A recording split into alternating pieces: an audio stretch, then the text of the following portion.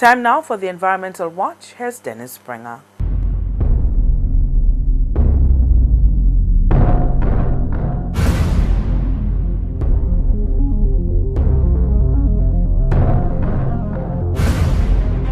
Even though the magnitude of global warming and climate change is there for all to see, there is still mistrust between the rich and the poor nations.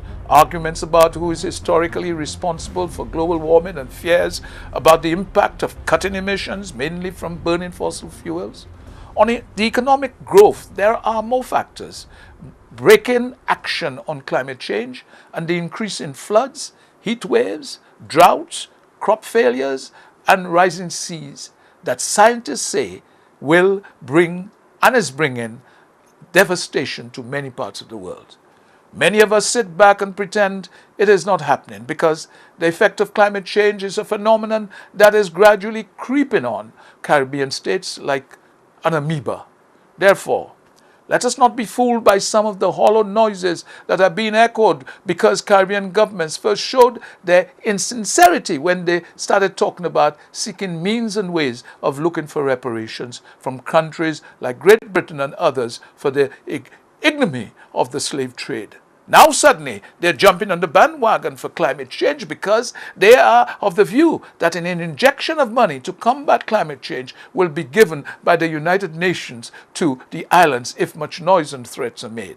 That is why threats of walking out during the UNFCCC conference in Peru in December 2014 were being heard if their demands were not met.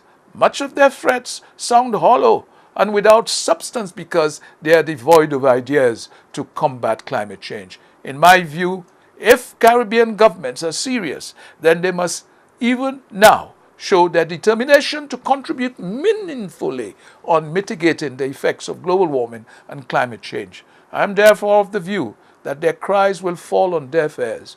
The proverbial legacy of procrastination left behind after the regions got their independence has now afflicted them once again.